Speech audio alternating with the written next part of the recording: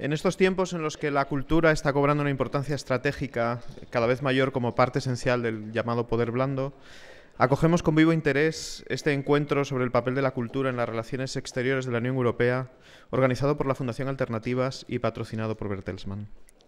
A menudo, en este contexto, se usa la palabra cultura con desprendida generosidad, usándola a veces como sinónimo de educación, otras de creación, otras de cooperación o patrimonio, o conjunto de tradiciones, o simplemente de gestión cultural. Por eso esperamos que esta mesa ayude, entre otras cosas, a desbrozar estas definiciones y ayudarnos a entender mejor el papel de todas estas facetas de la cultura, y tal vez otras más, en el mundo contemporáneo. Es un placer dar la bienvenida a Javier Solana, Eduard Miralles y Silvio Gonzato, a quienes se suma nuestro director de Análisis y Estrategia, Alfonso Lucini, bajo la batuta de Inmaculada Ballesteros, directora del Observatorio de Cultura y Comunicación de la Fundación Alternativas.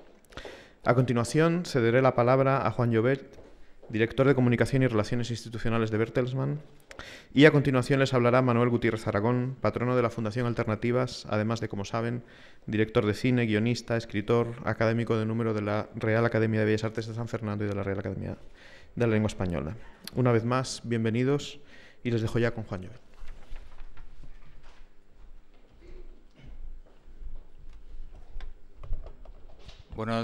Buenos días. En nombre de Bertelsmann, muchas gracias al Instituto Cervantes por contribuir a impulsar esta mesa tan importante y por acogernos en este bello edificio. También quiero dar las gracias a la Fundación Alternativas, con la que trabajamos muy a gusto desde hace muchísimo tiempo en proyectos culturales y, por supuesto, quiero dar las gracias al público y a los ponentes. La cultura es uno de los grandes tesoros que tiene Europa. Nosotros, como principal grupo cultural a nivel europeo, consideramos que uno de los principales activos que tenemos los europeos para competir en esta era de la globalización y del conocimiento es precisamente la cultura. Una Europa fuerte es una Europa que tiene una cultura fuerte, es sinónimo de cultura fuerte y es también sinónimo de industrias culturales fuertes. Las industrias culturales dan mucho empleo a nivel europeo, lo dan también en términos relativos a los jóvenes, empleo del que estamos muy necesitados aquí en España, pero además son un poderoso motor en la innovación, con efectos multiplicadores en otros sectores más allá de la cultura y, por supuesto, es un factor determinante en la garantía de la diversidad y de la pluralidad de las democracias europeas. Ciertamente, la llegada de Internet plantea grandes desafíos para la industria, desafíos que si no manejamos con inteligencia, pues tal vez nos debiliten. Y una Europa con una cultura débil será una Europa débil también. Por lo tanto, es muy importante defender las industrias culturales. Me voy a permitir la licencia de insistir, antes de terminar este saludo, que es muy importante que garanticemos tanto a nivel europeo como a nivel local que haya siempre un marco jurídico que incentive el florecimiento de las industrias culturales y no un marco jurídico que lo desincentive, que no valore el producto creativo, el producto cultural, porque nos estaríamos haciendo un flaco favor. Yo creo que la cultura puede ser una industria, puede ser una fuente de riqueza sostenible y renovable, como cualquier otra, pero en nuestras manos está de que esto sea así. Muchas gracias.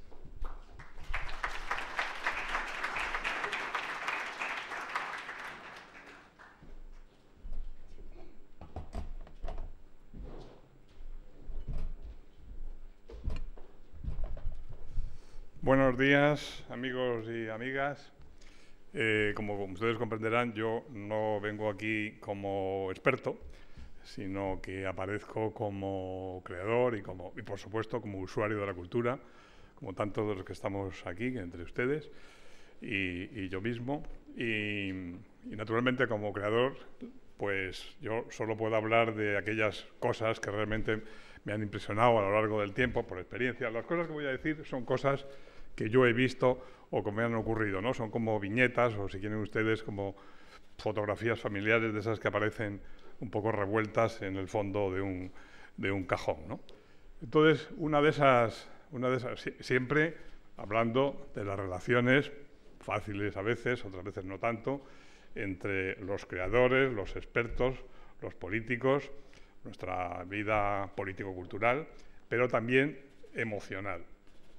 Entonces, una de esas fotografías que les digo se podría haber tomado no muy lejos de aquí, en el Palacio de Congresos en la Castellana, durante un encuentro, seguramente uno de los más importantes encuentros que ha habido entre Francia y España. Era la época en que era ministro Javier Solana, que está por aquí. Una época buena, Javier, te echamos de menos.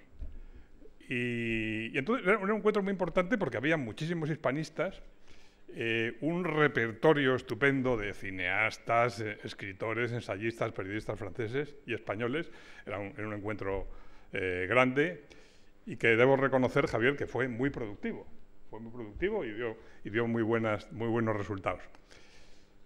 Pero los franceses, que entonces estaban presididos, era la época de Mitterrand y el que estaba al frente de la delegación era Jacques Lang, hablaban mucho del mundo mediterráneo, de la mediterraneidad, de la cultura en torno al Mediterráneo, mucho, insistían mucho. Y a mi lado estaba una directora de cine sentada, que yo la vi muy inquieta y me daba codazos de vez en cuando y digo, ¿qué te pasa? ¿Pero qué te pasa? Y me dice, Manolo, 40 años esperando ser europeos y ahora somos mediterráneos. Como ustedes verán, el mundo de la cultura es difícil. Es difícil porque hay muchos egos y siempre ponemos una cucharadita de inquietud y de incertidumbre en todas las reuniones y en todas las grandes decisiones que vienen de quien tienen que venir. Otra viñeta, esta quizá más seria y más lejos, se la voy a contar porque sucedía en Quito, la capital de Ecuador, durante una reunión que a mí se me antojó muy significativa de lo que significaba la presencia cultural europea fuera de las fronteras de la Unión Europea, porque era una reunión de Ibermedia. Algunos de ustedes seguramente han oído hablar de Ibermedia. Ibermedia es una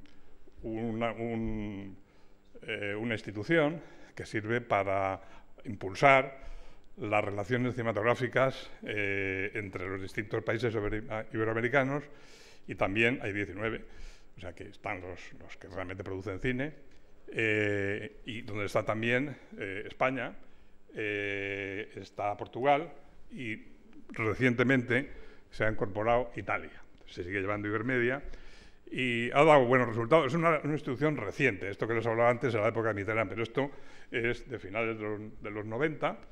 Se hizo durante una cumbre iberoamericana en Isla Margarita, en Venezuela, y los distintos presidentes de gobierno y jefes de gobierno de esa reunión acordaron impulsar un instrumento para que las películas, para coproducir películas de ficción y documentales entre los distintos países iberoamericanos y también España y entonces Portugal, ¿no? La cosa ha funcionado, debo decir que ha funcionado muy bien. Se habrán hecho pues unas 700 películas impulsadas por Ibermedia y además, cosa importante también, pues unas 300 han circulado gracias también aunque no estuvieran producidas dentro de Ibermedia, se ha ayudado a que circulen. Entonces, en esa reunión de Quito, lo que yo vi es que, bueno, los distintos países latinoamericanos tenían, algunos eran rivales cinematográficamente, pero allí lo que se pensaba era la coproducción, y España, que era el representante de la Unión Europea, no es que fuera el país de más peso, que también cada uno tenía su peso. Argentina es un país importante en el cine, México suelen ser rivales, compiten, Pero lo que tenía el país europeo allí presente es que era el eje estratégico de la reunión. No era seguramente ni el que decidía, ni el que más aportaba, pero sí yo notaba que para hacer una película entre Perú y Argentina, de alguna manera había que pasar por el punto estratégico de un país de la Unión Europea, porque eso lo articulaba mejor. Y allí yo creo que comprendí pues, la importancia de lo que era estar en el sitio que había que estar para que nuestros productos se vieran y se hicieran. Porque fíjense ustedes que para nosotros, y hablo un poco en nombre de los creadores, pero también de los usuarios, para nosotros, aparte de las ayudas europeas, que siempre se piensa en ellas, y del estímulo que puede venir de Europa, para nosotros lo más importante de todo, para un creador lo más importante de todo es que nuestras obras se vean, y que de alguna manera pues las películas, las obras de teatro, las exposiciones, la música, viaje. Eso quizá sea lo más importante. Para nosotros lo que más nos gusta es que las cosas que hacemos se vean. Y de alguna manera, pues eso es lo que realmente más y al final pedimos a los expertos europeos, y es que nuestras obras viajen. Y cómo no, en ese aspecto, no quisiera olvidar lo que en nuestra experiencia, a los que tenemos ya algunos años, significó los grandes institutos. Ahora estamos en un gran instituto, como es el Instituto Cervantes, lo que significó en una época determinada para los distintos países de fuera de la Unión Europea y, por supuesto, dentro de la Unión Europea, grandes instituciones como fueron pues, el British Council, que aquí se llamaba el Instituto Británico, o el Liceo Francés. Eran sitios donde, bueno, se hacía cultura, se veían cosas que el mercado no tenía por qué imponer, se veían pues, películas o venían conferenciantes, pero también era un espacio libre donde podíamos pues, discutir las cosas. Ustedes fíjense que yo, por ejemplo, viajaba a Buenos Aires en las épocas de plomo de la dictadura, y el Liceo Francés o el Instituto Alemán eran sitios de libertad, aparte de ser de cultura. Y para mí, y yo creo que para todos los que estamos aquí, desde entonces me ha quedado fijado en la cabeza que cultura y libertad son sinónimos y que esperemos que eso siga así. Muchas gracias.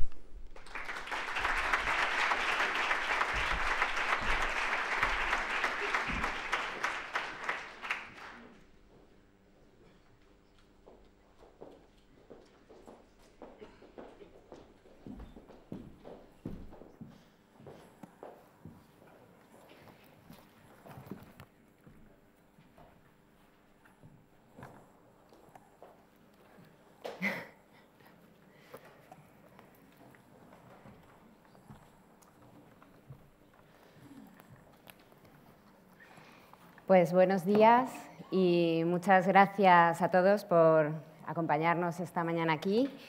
Muchas gracias al Instituto Cervantes por cedernos este maravilloso espacio para discutir de temas que creo que nos interesan a todos y que son de una actualidad importante. También gracias a Juan Llobel de Bertelsmann por el apoyo y por su patrocinio. Sin él esto no habría podido llevarse a cabo, así es que gracias, Juan, y gracias a Bertelsmann otra vez. Desde la Fundación Alternativas hemos planteado este debate que quiere dar a conocer y un poco ver cuál es la nueva estrategia de la Unión Europea para colocar la cultura en el centro de las relaciones internacionales, y para eso hemos convocado hoy a estos 4 expertos que les voy a presentar a continuación.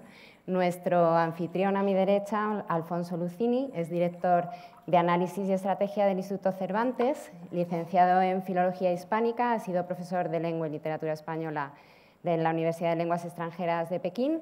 Es diplomático de carrera y bueno, ha representado a España en muchos destinos como Damasco y Canberra, además de ser embajador en Atenas y en Roma. Y bueno, fue director general también de Política Exterior del Ministerio de Asuntos Exteriores, y también hace incursiones en la poesía y en numerosas publicaciones culturales.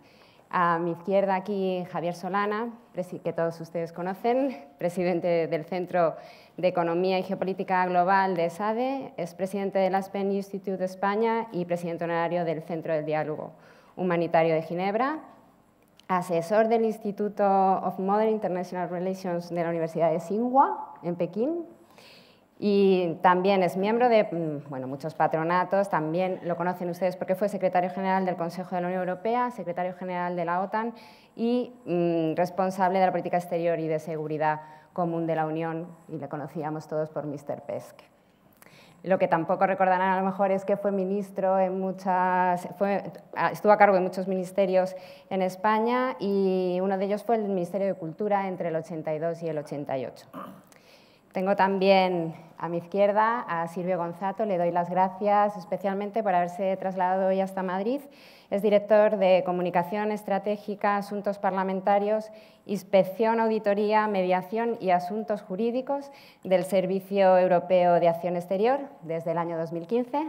Antes ha sido también director de Derechos Humanos y Democracia y está a cargo de todas las delegaciones de la Unión Europea en el mundo, que son 139 delegaciones y oficinas. También ha sido responsable de actividades de observación electoral y de cooperación con organizaciones internacionales y regionales y ha trabajado en cuestiones relacionadas con países como los Balcanes occidentales y la política de ampliación de la Unión Europea. A mi derecha, al fondo, Eduard Miralles, presidente de la Fundación Interarts, organización especializada en cooperación cultural internacional. Colabora habitualmente como consultor en materia de cultura, cooperación y desarrollo en organismos como la FEM, AECID, OEI y UNESCO. Fue el primer vicepresidente de ENCAT, Red Europea de Centros de Formación de Responsables Culturales, fundador de Interlocal, Red Iberoamericana de Ciudades para la Cultura y miembro del Consejo de Administración de la Roberto Zimeta Fund y del Comité Ejecutivo de la Red Española de la Fundación Annalint. Pues creo que con todos ellos podemos empezar este debate ya en el que queremos exponer cuestiones que tienen que ver con la cooperación cultural desde diferentes puntos de vista. Bueno, para empezar quisiera plantear una idea. La idea de este mundo unificado, en el que siempre nos planteamos como un mundo en el que todos compartimos, un mundo en paz, como dice Marina Garcés, que hemos llegado al punto en que la globalización nos obliga a pensar más en nosotros como humanidad, pero nos enfrentamos en realidad todo el tiempo con conflictos entre culturas que parece que hace imposible este sueño. ¿Me podéis decir, por favor, cómo veis vosotros, cómo podemos estar juntos en el seno de la Unión Europea? ¿Qué es lo que nos une? Lo primero, pensar qué es eso que podemos exportar al mundo como colectivo. Alfonso. Bueno, ante todo, buenos días a todos. Muchas gracias a la Fundación Alternativas y a Bertelsmann por organizar y patrocinar este acto que me parece ciertamente importante. En respuesta a esa pregunta y para ir introduciendo muy brevemente el debate, yo creo que es precisamente el papel de la cultura, tanto en las relaciones exteriores como en las relaciones ad intra, en el interior de la Unión Europea, lo que nos une y lo que podemos exportar como Unión Europea. La cultura es, sin duda, un elemento fundamental de eso que se ha dado en llamar el poder blando de la Unión Europea. A mí he de confesar que la expresión poder blando no me gusta mucho porque remite un poco a aquellas viejas contraposiciones entre Marte, los Estados Unidos, Venus, la Unión Europea. A mí me gusta más hablar de poder templado, en el sentido de la palabra templanza, en el sentido del clave bien temperado de Bach. Y en ese sentido es indudable que la cultura es un elemento, un factor poderosísimo del amplio abanico de instrumentos de que dispone la Unión Europea para ejercer su influencia en el mundo, porque al final lo que pretende la Unión Europea es ejercer una influencia determinada en el mundo, una influencia que está basada en los valores que compartimos todos y en esos valores que a través de la política exterior, insisto, con todos sus instrumentos, incluida la cultura, pretendemos exportar. Desde este punto de vista, yo distinguiría a la hora de hablar del papel de la cultura dos grandes aspectos. La cultura como relaciones culturales, es decir, la cultura como diálogo intercultural. En ese sentido, la exportación de cultura puede contribuir con otros instrumentos, a hacer frente a las grandes amenazas que hoy afectan a la Unión Europea y a su entorno más inmediato y al mundo globalizado en general, como la radicalización, la amenaza del terrorismo, la integración de los inmigrantes, todavía no la hemos superado del todo de sufrir una gran crisis migratoria, etc. Y por otra parte, la cultura entendida como industria cultural. Es decir, la política cultural de la Unión Europea tiene que basarse también en la promoción de nuestras industrias culturales. No hay que olvidar que hoy en día más del 3% del Producto Interior Bruto viene de las industrias culturales. Y la industria cultural, a la hora de promocionarla, no es solamente cuestión de vender nuestras industrias culturales en el exterior, es también cuestión de utilizar nuestra capacidad de influencia para desarrollar como factor de desarrollo sostenible las industrias culturales en aquellos países terceros donde pretendemos ejercer esa influencia benéfica de la Unión Europea.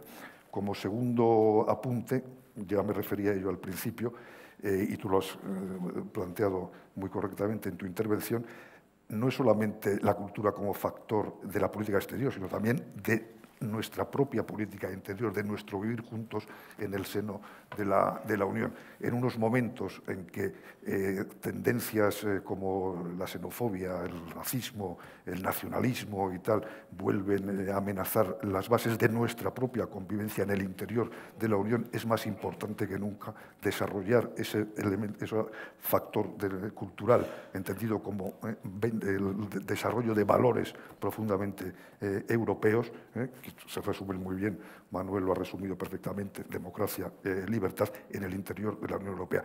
Y para eso es fundamental no solamente el impulso de la cultura, sino algo que es distinto de la cultura, pero que está en la base de toda cultura, que es la educación. Tenemos que hacer mucha más educación, mucha más pedagogía en el seno de la Unión Europea. Iniciativas de las que se habla muchas veces, pero que nunca han llegado a cristalizar, como la redacción de libros de historia común, de historia de Europa, ¿no?, que puedan servir como base en todos los currículos, en todos los países de la Unión Europea, son asignaturas pendientes que merecería la pena, creo, explorar en este particular momento de la construcción europea. Y para terminar, diré que todo esto, tanto ad extra como ad intra, debe hacerse, y en esto las instituciones lo tienen muy claro, la Comisión, el Servicio Europeo de Acción Exterior, respetando unos criterios básicos de funcionamiento, que básicamente podrían resumirse en la necesidad de aplicar economías de escala, de no duplicar esfuerzos, de respetar el principio de complementariedad y el de subsidiariedad, de respetar la libertad del sector cultural, que es la base de todo lo que nosotros podemos luego vender en el exterior. Y lo dejo aquí de momento. Gracias, Alfonso. Silvio, ¿cómo se ve desde Bruselas esto? First of all, I have to apologize because tengo que pedir disculparme. I have to speak English. Tengo que hablar inglés. Creo que un italiano hablando inglés va a ser algo esquizofrénico a nivel cultural. Afortunadamente entiendo español, pero no lo hablo suficientemente bien. Así que pido perdón.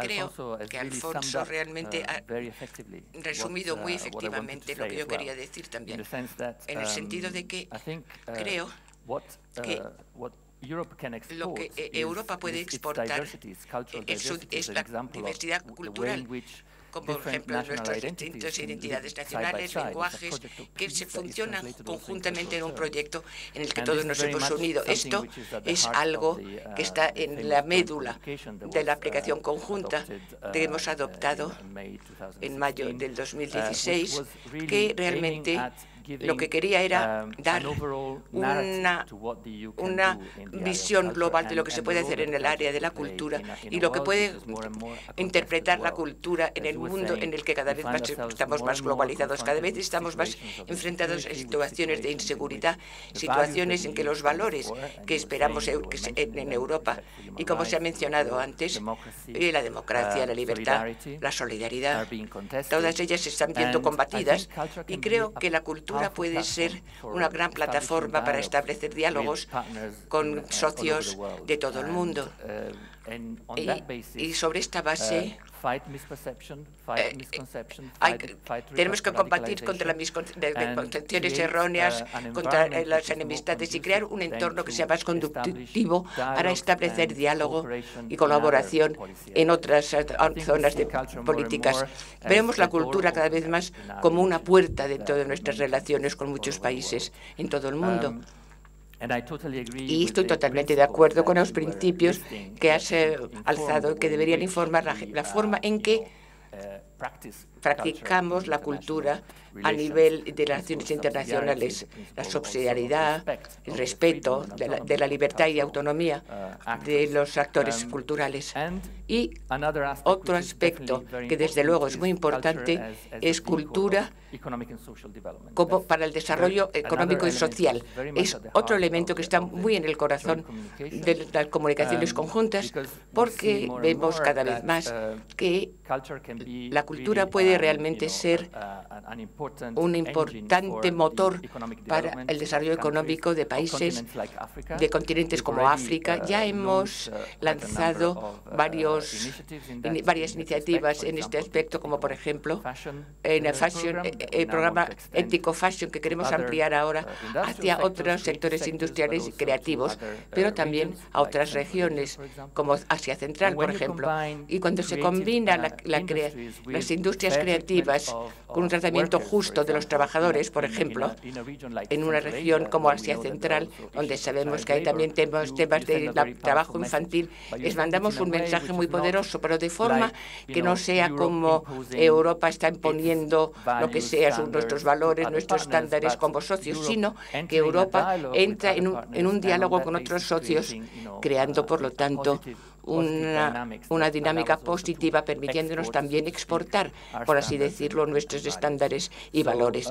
Así que otro aspecto que ya se ha tratado es el tema de la herencia cultural. También lo vemos como oportunidad para conseguir, por decirlo así, metas políticas y diplomáticas. Este año es el año cultural del acervo europeo cultural, que se ha lanzado ya en la Unión, pero que deberíamos exportar, creo, fuera de nuestras fronteras, porque estos valores en nuestra cultura han estado interactuando durante siglos con las culturas de nuestros vecinos. Por eso hemos lanzado una iniciativa del acervo cultural de Europa con los Balcanes, y queremos mostrar en los Balcanes a la gente de los Balcanes que en Europa tenemos una senda y un futuro comunes.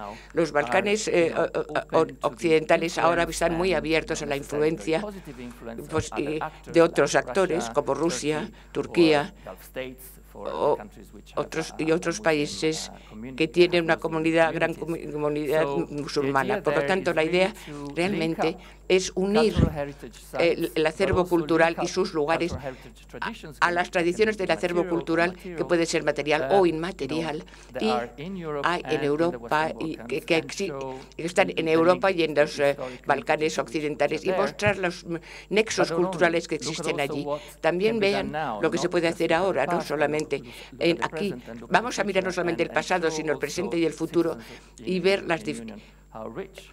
lo muy rica que es la cultura europea, pero también lo es en los Balcanes occidentales. Una región en que la corrupción y los crímenes prevalecen, pero al mismo tiempo mostrar a nuestros socios de esa región que tenemos mucho que compartir y que podemos apoyar su desarrollo y desarrollo regional, ayudarles también a... Nunca encuentro la palabra inglesa. A añadir valor, a valorizar el acervo cultural que ellos ya poseen.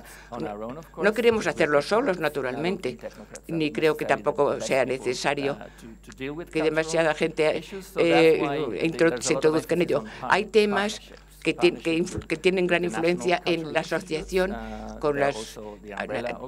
y que son la organización paraguas, por así decirlo.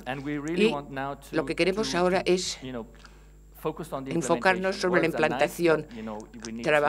Necesitamos implantar todo esto y comprobarlo, ver qué tal funciona. Por ejemplo, en nuestras embajadas en distintos países de todo el mundo, cómo se puede colaborar con el Instituto Cervantes o el British Council, otras instituciones, y ver cómo con otros socios podríamos, sobre esta base, proyectar esta imagen de una Europa que es rica culturalmente, que es un superpoder cultural realmente, además un modelo de coexistencia de las culturas. culturas y realmente crear sobre esta base plataformas para la interacción, encontrar socios para convertirnos, para poder llegar a conseguir nuestros objetivos culturales. Muchas gracias. Eduard, ¿tú cómo lo ves? Desde el punto de vista de la práctica, porque tú te ocupas de proyectos más en terreno y demás. ¿Cómo ves esto que puede exportar Europa al mundo? A mí me parece que en esto, como en tantas cosas, bueno, en primer lugar, buenos días y gracias por invitar a unos y gracias por venir a otros. Digo que me parece que en esto, como en tantas cosas, la teoría es más práctica de lo que parece y viceversa. Como Interarts es un pequeño pulgarcito, poco conocido además en Madrid, porque nuestra sede y lugar de iniciativa está en Barcelona, 2 minutos para que quien no nos conozca nos ubique. Nosotros somos una organización civil, privada, con formato de fundación. Yo soy el presidente de esa fundación, que nació en el año 1995, es decir, que es un poco más mayor que la Fundación Alternativas, que ahora celebra los 20. Nosotros la crisis de los 20 ya la tuvimos. Y nace como consecuencia de un desastre. El Consejo de Europa, en aquellos años muy activo en materia de política cultural, decide crear un observatorio. También eran años en que esta palabra estaba como muy en el candelero o en el candelabro, estaba muy de moda, para analizar la pertinencia de la cultura en el desarrollo regional. Por una circunstancia fortuita, Eduard Delgado, fundador de Interarts, junto con Alfonso Martinell, Eduard Delgado era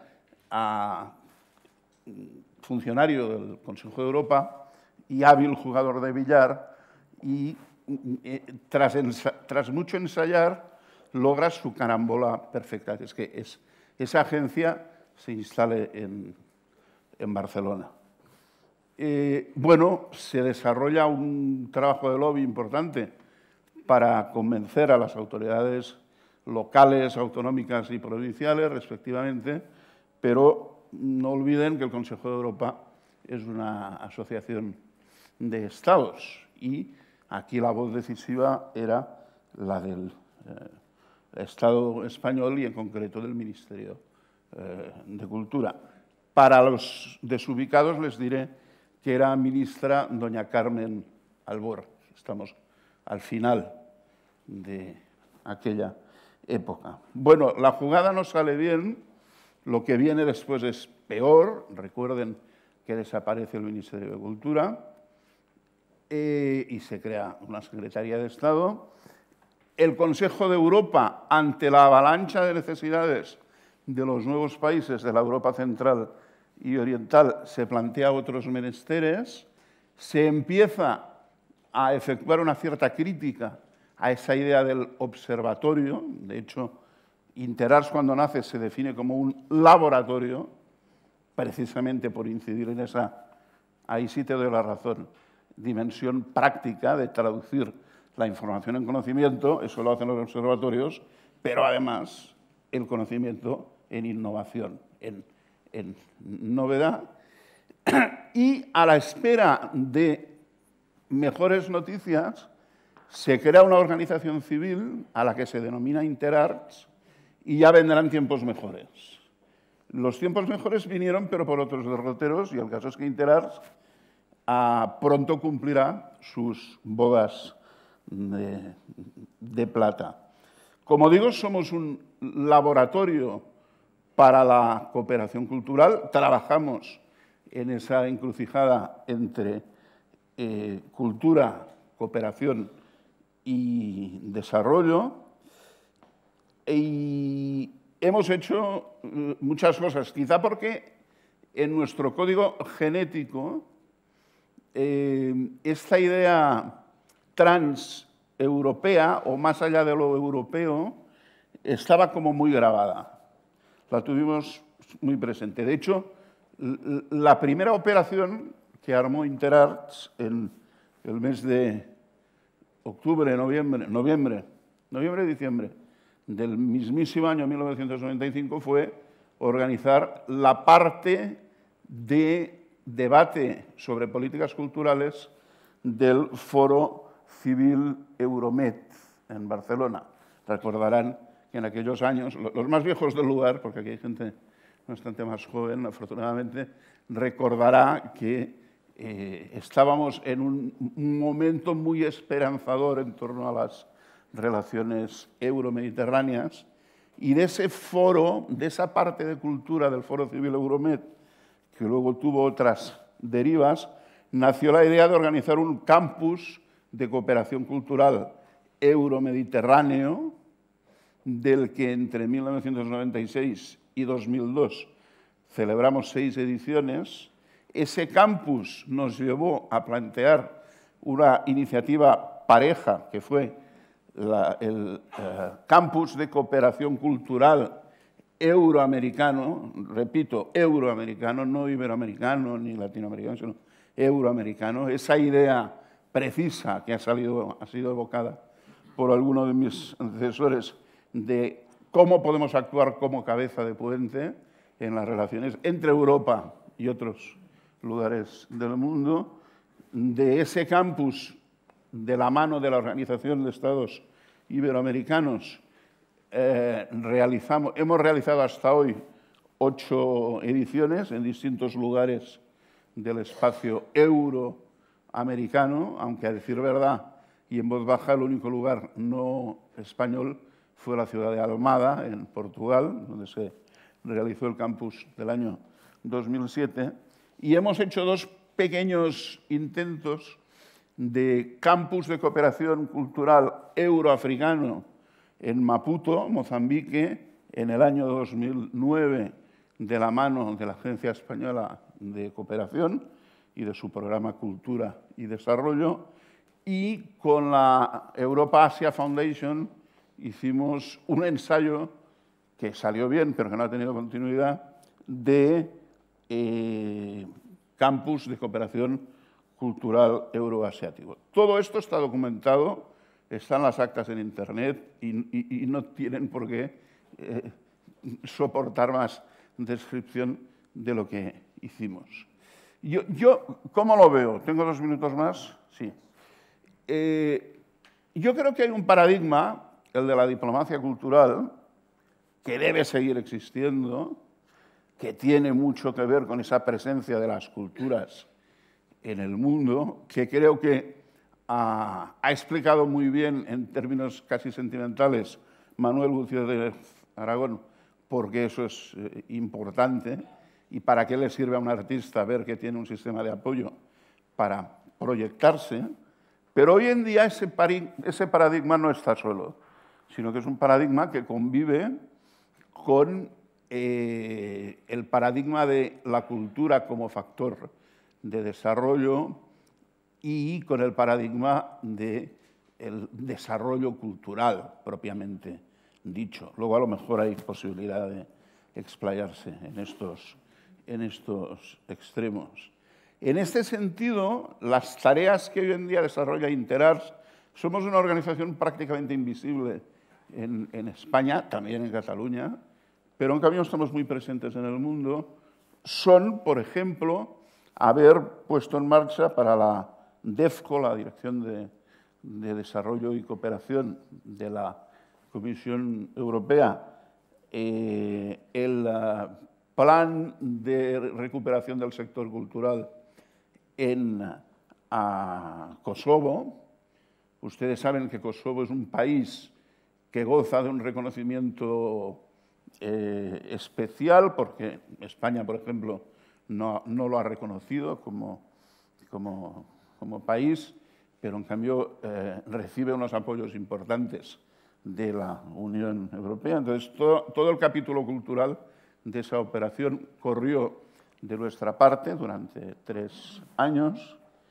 Estamos trabajando también para la Comisión Europea en proyectos en la ribera sur del Mediterráneo, con los países vecinos del sur del Mediterráneo. Recién ahora acabamos de acabar una iniciativa que se ha llamado SouthMed CV sobre el papel de la cultura en el desarrollo local en las ciudades mediterráneas. Les he traído una fotocopia del libro, pero da igual. Está a punto de salir un libro catálogo con los proyectos que ahí se han desarrollado. Estas son iniciativas en las que la tarea de Interarts ha sido pensar, coordinar, convocar las llamadas de ayuda para organizaciones siempre del sur, fomentando en lo posible la cooperación del sur con el propio sur. Y ahora acabamos de empezar también para la Comisión un proyecto en el África Occidental sobre interculturalidad y diálogo cultural en los países del África Occidental. Podríamos hablar de otros proyectos en Europa, acabo, en América Latina, pero ya, y si no, otro día. Vamos a poder entrar después porque son temas que están también sobre la mesa. Déjame apostillar con una frase más corta que un tuit. Miralles, ¿cómo lo ves? Respuesta.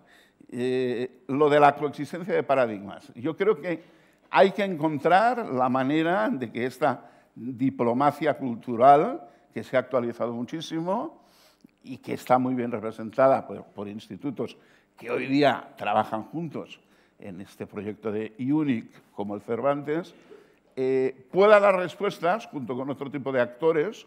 Nosotros somos otro tipo de actor a estos nuevos paradigmas que están mucho más en la encrucijada entre cultura y desarrollo. Me parece una idea importante para dejar ahí en este primer round de intervenciones. Gracias, Eduard. Y, señor Solana, ustedes de su experiencia, desde otro punto de vista que a lo mejor no es cultural, pero es mucho más estratégico si cabe, ¿cómo ve esta situación de Europa frente al mundo actualmente, con todos los desafíos que tenemos sobre la mesa? Bueno, primero, muchas gracias por la invitación. Gracias a los organizadores, los 3 que están aquí marcados, a la Fundación, que realiza una labor extraordinaria, no solo en Madrid, pero en Madrid muy particularmente, a la Fundación Alternativas, tenemos aquí a su presidente, Nicolás, y a este instituto. Una nota sentimental. El Instituto Cervantes creo que algo tengo que ver con su fundación. Yo era ministro cuando se fundó el Instituto Cervantes y fue una de mis grandes contribuciones, yo creo. Y el Instituto Cervantes entonces tenía sus oficinas muy pequeñitas en Alcalá de Henares. El Instituto Cervantes se fundó en Alcalá de Henares, estaba su sede. Luego llegaron vientos mejores para algunos, para este banco vientos peores, y aprovechaban que quedaba un banco vacío. Y en esas grandiosidades que a veces se nos ocurren, pues decimos el patio de operaciones de este banco que se convierta en el Instituto Cervantes. Bueno, encantado de estar aquí.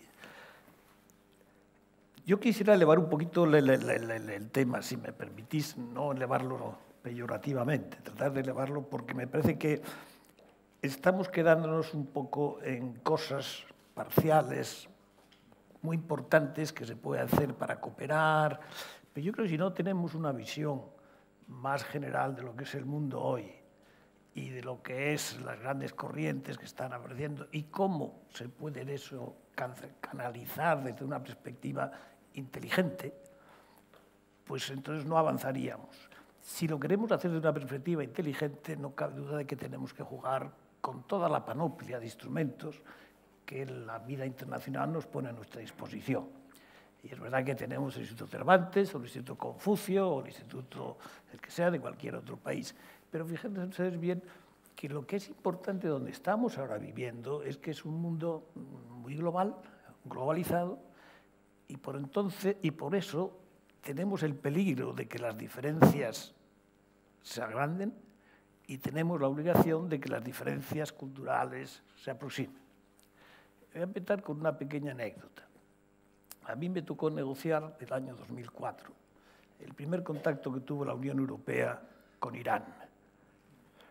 Irán es un país muy desconocido y realmente intentar negociar con Irán y no estudiarse con una cierta profundidad qué es o qué fue el Imperio Persa y cómo los iraníes llegaron a lo que han llegado, cómo fue la revolución que trajo a los clérigos ahora al poder, me pareció a mí absolutamente un disparate.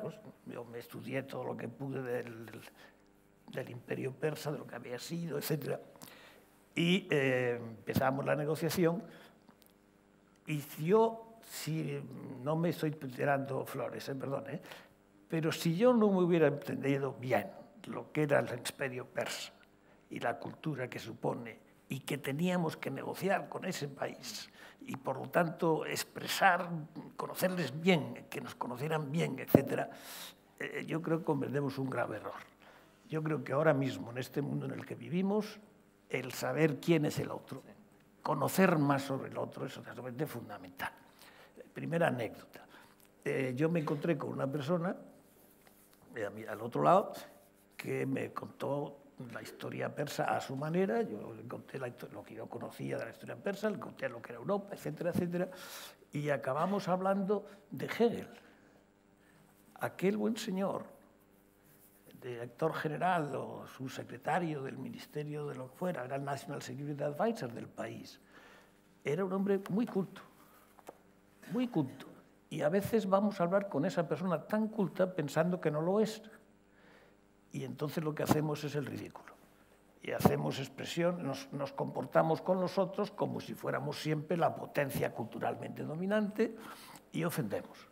Y yo creo que es muy importante que en el mundo de hoy seamos capaces de ponernos un poco más de humildad en el trato con el otro. Es decir, la primera potencia económica de hoy, en términos de paridad de poder de compra, es China. Y no saber la historia de China para unas personas civilizadas españolas que tienen que estar en el mundo de la política o de la cultura es un enorme disparate. Y no sabemos nada de China, ni de la China antigua, ni de la China de la Revolución Cultural, ni de la China de Deng Xiaoping, ni de la China de Tiananmen. No sabemos prácticamente nada. Desde esa perspectiva, a mí me gustaría hablar de cultura, porque el que haya un Instituto Cervantes es estupendo. El que haya un instituto o que haya unas conferencias euromediterráneas, estupendo. Pero un poquito más importante, de manera más global, en el momento que estamos viviendo, en este siglo XXI, del que llevamos 17 años, y si analizáramos año por año, casi podríamos decir que ha pasado un siglo, podríamos estar en la segunda mitad del siglo XXI, ya es el siglo XXII, casi. Y ahora lo vamos a ver con 4 o 5 ejemplos. Por lo tanto, eso es lo que yo creo que tenemos que abrir las mentes. Y la cultura es eso también. La cultura es conocer al otro y que el otro te conozca a ti, y de esa manera se puede empezar la conversación. Si no tienes eso, no puedes empezar la conversación, y la conversación llega a la fuerza.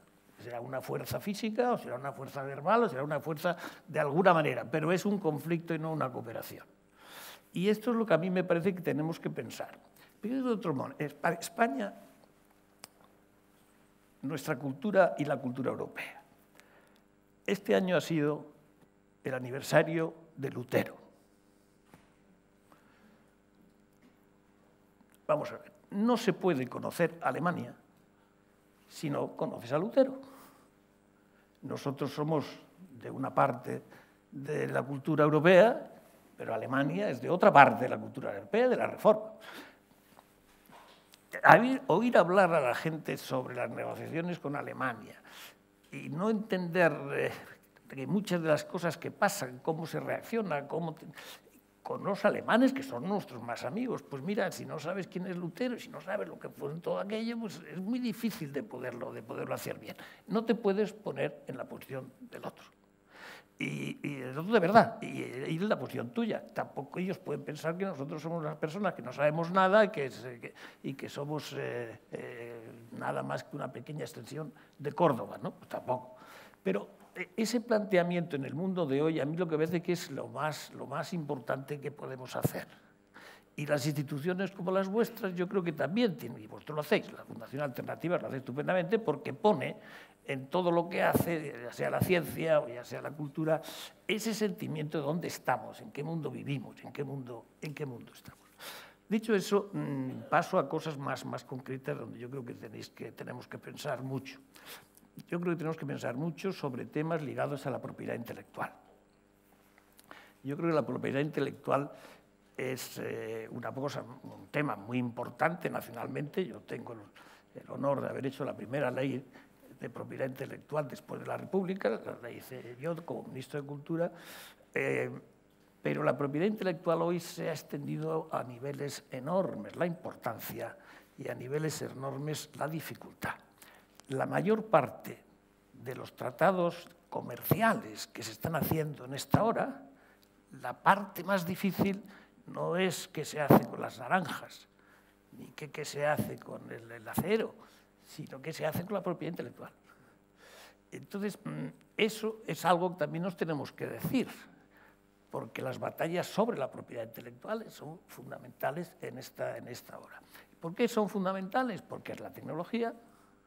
La propiedad intelectual está llena de patentes, la tecnología está llena de patentes, los patentes son propiedad intelectual, etcétera, etcétera, etcétera. Por lo tanto, todo ese tema me parece que es un tema que institutos como, es decir, que no solamente es transmitir música, sino transmitir también estos problemas que tienen unas consecuencias económicas extraordinarias. La propiedad intelectual, ya os digo, es uno de los temas más gordos, más fuertes que se están discutiendo en estos momentos en cualquier acuerdo de comercio. Y por fin, no quería alargar mucho, quería decir algo sobre las lenguas. Mirad, yo creo que las lenguas son de una enorme riqueza, pero fijaros lo que yo he vivido ya. Yo me he sentado en una mesa con un chino y me pusieron un aparato en el medio, yo hablaba en castellano, él hablaba en chino y nos pudimos entender.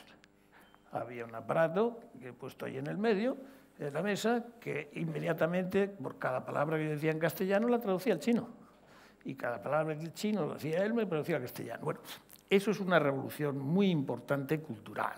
El que los idiomas, no sé con qué perfección o con qué grado de perfección, pero los aparatos, los Googles y los otros están haciendo unos avances extraordinarios en traducción inmediata y ya puedes ir a una reunión y con el teléfono nada más y ser capaz de comunicarte en tu propio idioma con una persona que no te está entendiendo en tu propio idioma, pero hay un traductor que no se sabe dónde está, que le está traduciendo todas las cosas. Por tanto, todo eso me parece que lo tenemos que decir. Vivimos en un mundo muy distinto. Y yo creo que si seguimos pensando que vamos a arreglar las cosas solamente, que también hay que hacer, con grandes diálogos interculturales, en pequeños grupos, yo creo que vamos a ir muy despacio. Y entonces tendríamos que ser capaces también de poner todos estos temas en nuestra vida cotidiana, porque son cotidianos, son de todos, y se forman parte de nuestra vida común. Y no es la cultura, es la vida. Es que la vida es lo que está cambiando, y la cultura, por supuesto, es una parte importantísima de la vida colectiva, ¿no? Y en este mundo globalizado, etcétera, tenemos los dos riesgos opuestos, ¿no? Que las culturas diverjan y que entonces no nos podamos entender, o que las culturas tengamos la fuerza, la energía y tal de cómo hacerlas converger, no converger las culturas, sino con la comprensión de la cultura del otro. Mirad, yo he vivido una cosa terrible, que fue, no sé si os acordaréis, que era un problema estrictamente cultural en principio, que se convirtió en un drama político con muertos. ¿Os acordáis que hubo una revista en Dinamarca que sacó unas caricaturas de Mahoma? Aquello pues fue una conmoción que duró muchísimo tiempo la conmoción. Era un problema estrictamente cultural, no es un problema que no tenga mucho que ver con la cultura, esto tiene mucho que ver con la cultura. Sí, Mahoma es tocable, no es tocable, y cuánto se puede tocar a Mahoma, cuánto se puede escribir sobre Mahoma. Bueno, pues se rompieron relaciones diplomáticas de la Unión Europea, rompieron con todos los países, no solo con Dinamarca, sino casi con toda la Unión Europea. Y hicimos algunas reuniones con la organización islámica que controla todos estos temas culturales. Yo fui allí, estuve muchísimo tiempo hablando, y aquí había unos elementos de carácter cultural tan importantes que impedían el entendimiento. Y por lo tanto, esas cosas sí que hay que hacer un esfuerzo permanente, todos los días, no solamente en pequeños grupos, sino hacerlo realmente desde la política en general, porque, insisto, si no nos entendemos bien en esos temas, será muy difícil que seamos capaces de salir. Y quitarnos una idea. Yo soy en esto, perdonad que sea tan pesado en estas cosas, hemos creído los europeos, los americanos también, que hemos sido los más listos de la clase, ¿no? Y por lo tanto los otros son los que tienen que comprendernos a nosotros, no nosotros a ellos. Bueno, pues eso se ha acabado. Ya no somos los más listos de la clase ni somos los primeros de la clase. No somos los que dominamos el mundo. En el mundo hoy, yo siempre digo en las clases que doy esto, que hoy podemos encontrar el G7, son los 7 países más ricos del mundo, ¿verdad? Y esos han sido los que han dominado. Hoy puedes encontrar otros 7 que son más ricos que el G7. Que todos los del G7, y hoy los puedes en el mundo, hay países que puestos juntos tienen más riqueza que el G7. Bueno, pues eso es lo que ha cambiado, y todo eso tiene que tener consecuencias sobre la cultura. Entender al otro, y el otro puede ser muy distante o puede ser menos distante, pero hay que entender al otro. No seremos capaces de tener un mundo tranquilo y en paz, que yo creo que lo vamos a tener, yo creo que vamos a tener. Yo no concibo en este momento una guerra entre las grandes potencias. Yo no creo que va a haber una tercera guerra mundial, no la veré, yo creo que no la veré, y vosotros tampoco la veréis, pero sí veremos muchas cosas muy difíciles que habrá que resolver de una manera muy importante por el entendimiento. Ya la guerra no es el instrumento del poder. El instrumento del poder es mucho más el Internet, por ejemplo. Hoy, sin necesidad de tener que tener ningún problema de violencia física, digamos, de disparar un tiro, tienes unas capacidades de dominar a un país o de no dominar un país o de llegar a converger con otro país mucho más grandes de lo que es.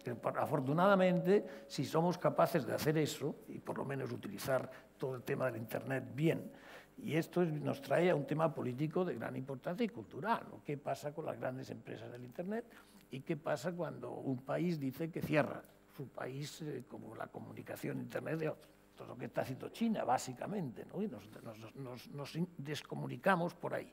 Pero bueno, lo que yo quería decir, con esto acabo, pues lo voy a repetir, lo único que quería deciros, que lo estoy diciendo muchas veces, que da demasiadas. El mundo en el que estamos es un mundo donde la necesidad de entender al otro es absolutamente fundamental y también que le entiendan a uno. Esas son las dos cosas que yo creo que para avanzar en el mundo globalizado, sin que haya tensiones, hay que hacer un gran esfuerzo por la comprensión del otro, que es lo que, al fin y al cabo, es la cultura. Bueno, muchas gracias. Pero yo aquí he sacado temas que me parecen de vital importancia. Por un lado, lo que comentabas con que Europa, el siglo pasado, era 1/4 de la población del mundo. Ahora eso ya ha cambiado completamente. Tenemos enfrente China con un desafío importantísimo, que ha querido hasta tomar la rienda de UNESCO, con lo que eso supondría también para políticas de conservación patrimonial y medioambiental. Y entonces, en esta situación, yo quisiera saber un poco cómo veis, cómo debería actuar Europa en su relación con China en este sentido, porque hasta ahora seguimos manteniendo, por ejemplo, en organizaciones multilaterales tan importantes como UNESCO, seguimos manteniendo el liderazgo y manteniendo las políticas de propiedad intelectual, de conservación patrimonial y una serie de cuestiones vitales para la supervivencia del sector tal y como lo entendemos. Pero si llega China a liderar, que no tardará mucho, ¿cómo vamos a afrontar todo esto de parte de Europa? ¿Qué tipo de estrategia de relación tendríamos que plantear? ¿Desde el Instituto Cervantes se ha pensado esto, por ejemplo? Bueno, el Instituto Cervantes no piensa en los términos de la gran estrategia mundial a que se refería Javier hace un momento. Pensamos en términos estratégicos al servicio de lo que es el objetivo fundacional del Instituto, que es la promoción del patrimonio lingüístico y cultural de España. Ni que decir tiene que necesitamos adaptarnos a este mundo tan cambiante y globalizado del que estamos hablando. Pero más allá de lo que pueda hacer el Instituto Cervantes, que está en estos momentos en trance de revisión de sus objetivos estratégicos precisamente para adaptarlos a esta nueva situación internacional, y respondiendo más directamente a tu pregunta, China hoy en día, y que me corrija Javier, que sabe mucho más que yo de estas cuestiones, China es una gran incógnita para la Unión Europea. Incógnita en el sentido de que no sabemos muy bien qué hacer con China, porque es cierto que hay que comprender a China, hay que ponerse en el lugar de China para tratar de ver por dónde va el papel de China en el mundo, que ha cambiado también mucho en los últimos tiempos. Pero China es una gran incógnita porque al final tendremos que combinar los instrumentos templados o blandos, o como queramos llamarlos, con otro tipo de instrumentos. Y pongo un ejemplo muy concreto. O sea, la Unión Europea lleva muchísimo tiempo tratando de hacer una política de presencia, por no decir penetración, en África, a base de la exportación de nuestros valores tradicionales y consolidados, a base de cooperación al desarrollo basado en esos valores, nuestros principios y tal. China ha penetrado en África, igual que en otros lugares del planeta, podríamos hablar de Iberoamérica igualmente y tal, con unos métodos completamente distintos, que no pasan precisamente por nuestros valores. En ese sentido, China es un problema, una incógnita. Esto corresponde a los políticos europeos el definir exactamente una estrategia para cómo lidiar con China sin ir a ningún tipo de enfrentamiento, en la línea de la comprensión y tal, pero también marcando, digamos, por decirlo de una forma castiza y tal, marcando el territorio en nombre de nuestros valores y principios. Silvio, entonces, en Bruselas ya saben si van a utilizar la cultura en esta nueva relación con China, este nuevo gigante que está presente en todos los contextos. Yeah, it's a bit of the elephant in the China shop. That's quite true, and it's as Alfonso was saying. Como Alfonso está diciendo, es tan difícil hacer un mapa o cartografiar el gran plan de China, pero creo que si se ve el ejemplo que nos ha dado Alfonso en África, pues se trata de que el desarrollo económico de China lo están exportando a África, que es lo que quieren realmente los africanos. A fin de cuentas, no creo que beneficie a su población, ni se basa en nuestros valores, que es mejor tratamiento de los trabajadores e intentar crear un desarrollo sostenible. Y esto es lo que estamos intentando hacer nosotros, de modo que esto es el apoyo de hacer las cosas. Es la forma europea de hacer el desarrollo, de ayudar en el desarrollo económico y sostenible. En términos de cómo podemos contrarrestar el interés cada vez mayor de China en el mundo, creo que debemos intentar contrarrestar su modelo de desarrollo económico con nuestra forma, ser honrados, porque el nuestro es mucho más atractivo para cualquiera que pueda elegir. Esto es como deberíamos también utilizar la cultura, tal vez, para llevar este mensaje a nuestros socios. Es cierto que el Instituto Confucio está haciendo un trabajo estupendo en términos de proyectar la riqueza cultural de China, pero para nosotros, en mi opinión, no debería ser un problema. Creo que, como Javier Solana ha dicho, las relaciones culturales internacionales son también una forma de comprender mejor la lógica y la dinámica de nuestra contrapartida, sea tanto si es amistosa como no, pero tenemos que comprender cómo funcionan y de dónde vienen. Creo que esto, desde luego, es lo que estaba intentando decir también en términos de superar prejuicios y comprender mejor la complejidad de un país cuando se habla sobre Irán. Creo que la imagen que tenemos de Irán como un país monolítico islámico, pues eso es completamente incierto. Irán es un país mucho más complejo en que hay movimientos culturales muy ricos y son también nuestros aliados potenciales. Y tenemos que establecer, por lo tanto, un diálogo con estos actores y con la cultura podemos establecer mejor estos diálogos. Y también está la cuestión de África, porque 6 de las economías que más han crecido en los últimos años en el mundo son de este continente y también hay una presencia importante, como decíamos, de China y de otros actores globales decisivos y no sabemos muy bien, ¿es África una prioridad para la política cultural exterior de la Unión Europea? África es una prioridad para la Unión Europea. Y luego, para el desarrollo, la cultura puede ser una de las herramientas que utilicemos. Yo lo diría así. Si vemos la inmigración, el tema de migración, claramente África es un socio principal para nosotros. Y por eso se ha invertido tanto en África. Recientemente ha habido una cumbre entre la Unión Europea y la africana y realmente de lo que se habló sobre la asociación, en trabajar juntos para tener un futuro mejor en África, porque esto significaría más negocio para nosotros, pero también crear las condiciones en las que la gente no va a sentirse obligada a emigrar, a marcharse. Y, por lo tanto, solucionaríamos así los temas y los problemas que tanto conocemos en el Mediterráneo. Y todos los temas de integrar a todos estos emigrantes económicos que nos llegan de África.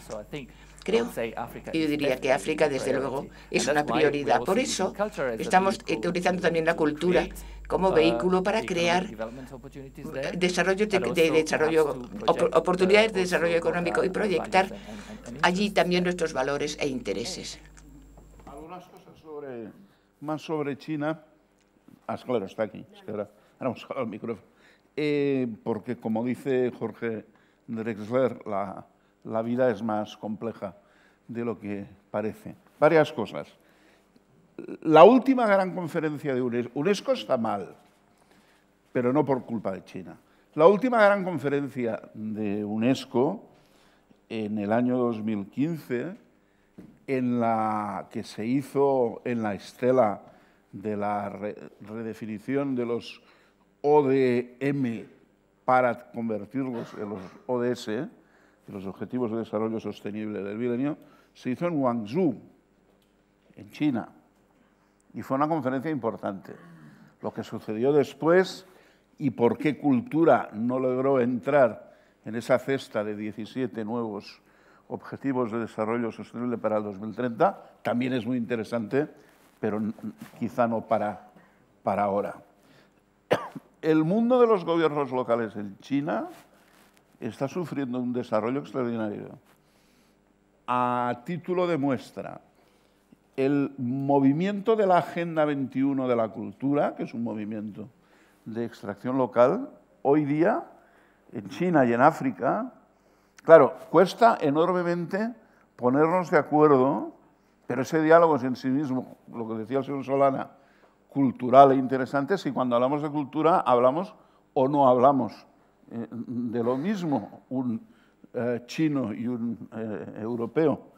Pero eso hierve. El problema con UNESCO hoy en día no es de Oriente y Occidente. Ustedes han visto que por fin Estados Unidos e Israel han vuelto a salir de UNESCO, en buena medida porque UNESCO hace 2 o 3 años admitió como miembro al Estado palestino, y ni esa componenda de colocar como secretaria general de UNESCO a una persona que tiene dos sangres, la señora Azoulay, hija del gran banquero André Azoulay, consejero del rey de Marruecos y presidente hasta hace poco de la Fundación Euromediterránea, Annalyn, sirvió para temperar las cosas. UNESCO está mal por otras cosas y hay que hacer una reflexión profunda. Muchos de los grandes consultores europeos que trabajan en cultura llevan bastantes años haciendo proyectos de colaboración. Nosotros nunca hemos trabajado con China, pero Philip Kern, el CEO de la gran agencia de cooperación cultural privada, KIA, lleva muchos años trabajando en China. Por lo tanto, hay una complejidad. Hay riesgos, sin duda, pero hay una complejidad. Yo creo que, por otra parte, tenemos que reinventar aquello que con el terror global que todos tuvimos a principio del milenio con el atentado a las Torres Gemelas dio lugar a la alianza de las civilizaciones. Esa era una plataforma de diálogo global, en buena medida porque desde la cultura se pueden abordar conflictos desde una perspectiva simbólica, y eso es muy importante. El fútbol, que también es cultura, es una clara expresión de esto que digo, que se ha ido diluyendo. Yo creo que no sé si hay encuentros o no, o iniciativas, pero eso ha perdido gas, ha perdido fuelle. Y yo creo que hay que o reinventar o inventar algo que sea semejante, instancias que permitan ese diálogo global desde las posiciones encontradas sobre los grandes temas. Y una nota simplemente sobre África. Yo creo que África, sobre todo, es un territorio de creatividad y de imaginación mal explotado o excesivamente explotado. Es decir, un lugar donde la dinámica artística es esplendorosa, con una energía inenarrable, pero cuyos beneficios, cuyas plusvalías, no van a parar a alimentar ese sistema, sino que van a parar a otros lugares y a otros intereses. Yo creo que ahí hay una de las grandes claves de ese diálogo cultural euro-africano en estos momentos que conviene tener en cuenta. Bueno, estamos recogiendo preguntas del público para hacer la lectura al final del debate, pero antes quisiera tocar otro tema también me parece importante para Europa, que es el Brexit. Sabemos que la acción cultural de los Estados miembros se ejerce a través de sus institutos nacionales de cultura y bueno, la red del British Council ha sido siempre una referencia por la dotación presupuestaria, por la independencia, por las acciones que ha llevado a cabo en el exterior y claro, ahora el Brexit se va a llevar todos esos centros culturales del Reino Unido. ¿Ha pensado, aquí sí, esto es para el Instituto Cervantes, ¿ha pensado el Instituto Cervantes de qué manera se puede ocupar ese espacio que se va a quedar libre? Ese espacio no se va a quedar necesariamente libre. El instituto, los británicos van a seguir funcionando como hasta ahora. En el marco de la estrategia europea de acción exterior. El problema se plantea en términos muy prácticos. Cuando se produzca el Brexit, si finalmente se producen los términos en que parece que se va a producir, la red de institutos del British Council va a seguir integrada en la red de EUNIC, que no solamente de institutos, porque EUNIC podríamos hablar largo y tendido sobre el carácter híbrido de la red EUNIC. Pero la gran pregunta es esa, ¿no? Cuando se vaya el Reino Unido de la Unión Europea, ¿el British Council va a seguir formando parte de EUNIC o no? Hay muchas posibilidades teóricas. El Instituto Cervantes tiene escenarios. En estos momentos no nos podemos pronunciar abiertamente porque estamos al resultado de las negociaciones, y no queremos prejuzgar y tal, pero hay fórmulas distintas para permitir que esa red de contactos que ya existe, que existía antes de que se creara UNIC, bilateralmente con el British Council, pueda seguir siendo operativa. En este sentido, es importante, se ha señalado en las últimas semanas varias veces, pero quiero aprovechar que estamos en esta sede para recordarlo y tal, es el propio British Council el que está recomendando a los británicos que estudien español, ¿no?, como lengua de futuro, en un informe recientemente presentado. Bien, entonces, en este marco de estrategia global, en la parte práctica, desde Bruselas, ¿cómo se ve la colaboración con los institutos de cultura nacionales de los Estados miembros?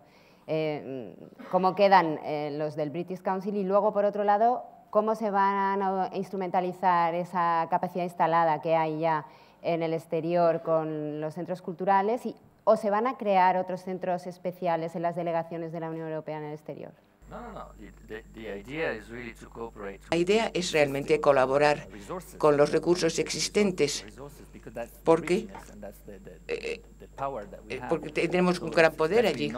Desde luego, no queremos crear nuevas redes ni crear nuevos actores.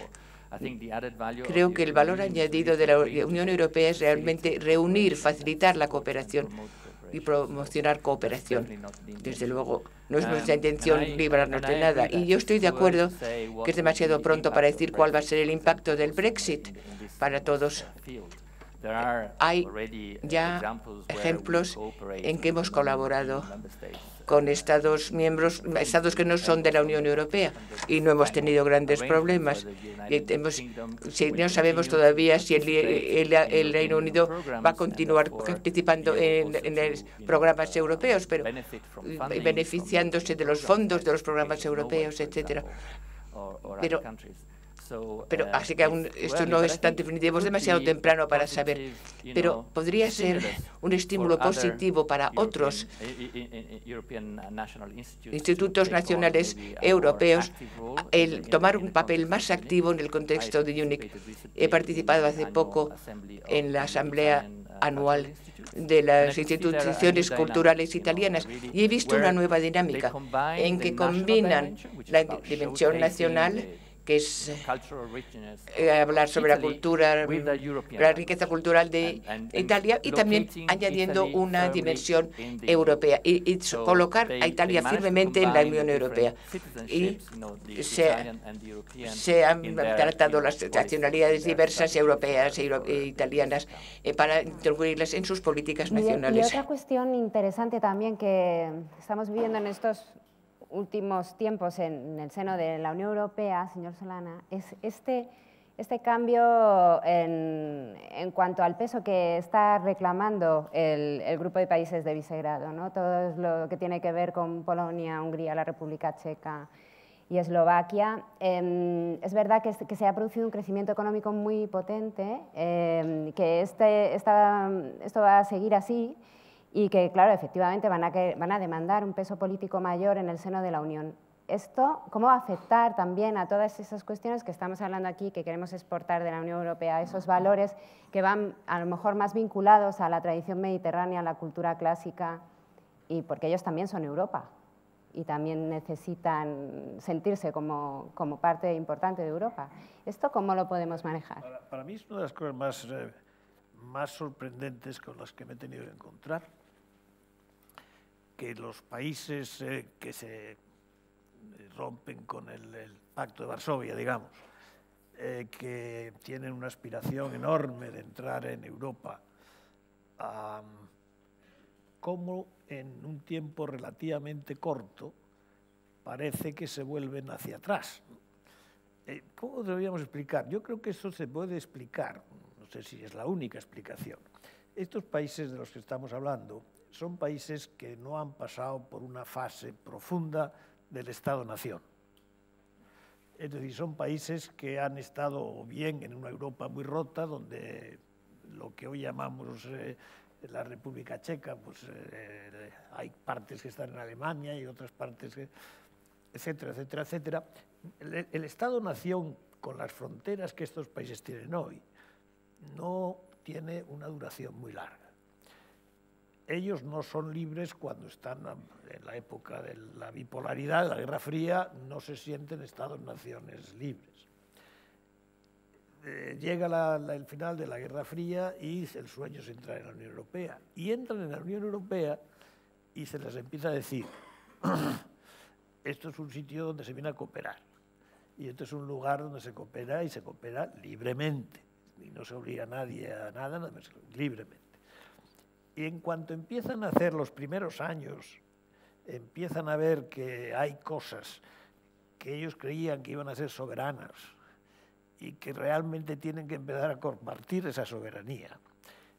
Les entra a algunos de los partidos políticos más importantes, y aparte de la vida cultural, un trauma. Yo creía que aquí entrábamos a ser soberanos, porque llevamos mucho tiempo sin serlo, siglos sin ser los soberanos, y ahora lo debemos ser. Y resulta que la Unión Europea, por definición, es un lugar donde la generosidad, para que eso funcione, tienes que ceder una parte de tu soberanía. Y eso lo hemos visto en Polonia de una manera tremenda. Ahora lo estamos viendo en el caso peor, el más dañoso para mi juicio, que es Hungría, porque ya todo eso se aprovecha para que Hungría, yo lo digo aquí, lo siento, pero yo si Hungría hoy presentara su solicitud para ser miembro de la Unión Europea, yo diría no, porque no cumple, y hay que decirlo. Y esta campaña que está haciendo para expulsar universidades de la que yo he sido patrono de esa universidad que hoy quieren echar, expulsar, cerrarla. Era una universidad pues internacional, expuesta en la capital y tal. Todo esto yo creo que hay que pensarlo un poco. No digo que esta sea la única línea de pensamiento, pero yo creo que hay que reconocer que en la fase de Estado-Nación en la que tú te sientes libre, y a partir de ese Estado-Nación yo empiezo a dar mi soberanía, a cederla con otros, todo eso se ha producido demasiado rápido, todo eso en el tiempo. Y yo creo que con un poquito más de suavidad, de más tiempo, seguramente las cosas hubieran sido mejor. Pero teníamos tal gana de que estos países estuvieran en Europa y ellos tenían tanta gana de estar, que nos precipitamos quizá en el tiempo y no habían todavía interiorizado todo lo que significaba de cesión de soberanía a la Unión Europea por parte de estos países. Y eso es lo que estamos viendo, ¿no? Es que nos preguntan del público. Tiene mucha importancia culturalmente también, claro, porque para hacer eso tienes que volver a recuperar tu cultura de una manera que no es es nacionalismo al final, ¿no? Y el nacionalismo pues ya sabemos que no es bueno, ¿no? La delgada línea, ¿no?, entre el nacionalismo, la diversidad cultural y... Sí. El tema de la reversibilidad de los procesos, a lo mejor no hay que ir tan lejos para ver que las cosas, así como van para adelante, pueden ir hacia atrás. No sé si me explico. Es decir, que a lo mejor esos déficits o de bienestar, o de Estado-Nación, o de prácticas democráticas consolidadas son siempre, o casi siempre, un riesgo que en este caso, evidentemente, se ve muy... Claro, entonces, muy claro, en ese sentido se debería de abrir una línea de relación más estrecha, a lo mejor con Rusia, que es lo que nos preguntan también desde el público. ¿Cómo se está enfocando desde la Unión Europea la relación con Rusia en materia de cultura? Pero no solo, porque ya sabemos que es un complemento a la política de relación exterior. ¿Cómo se ve desde allí?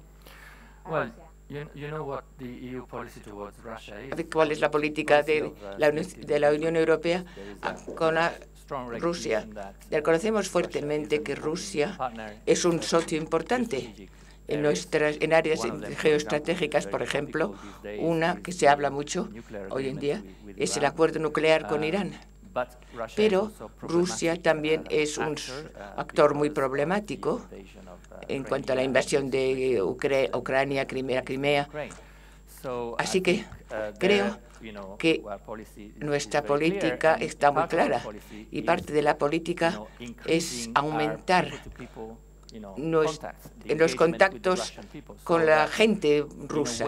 Así que, de alguna forma, podamos contrarrestar la narrativa de que todo el mundo occidental está allí para minar a Rusia, que están allí para humillar a Rusia, que somos los que odiamos a los rusos, que los odiamos a Rusia y a los rusos, lo cual no es cierto en absoluto. Pero sí hay una campaña que se empuja muy fuertemente desde el Kremlin hacia afuera, que habla de esto, de que los odiamos. Por eso hemos entrado, por ejemplo, en enviar vídeos, en transmitir vídeos de gente que se entrevista en las calles de las capitales europeas y preguntarles lo que piensan sobre Rusia. La reacción no era necesariamente negativa en muchos casos. Y la cultura, una vez más, puede ser construir puentes en este aspecto. Por eso hemos participado en estos foros en San Petersburgo, pero nuestra delegación en Moscú ha organizado unos días en el Hermitage.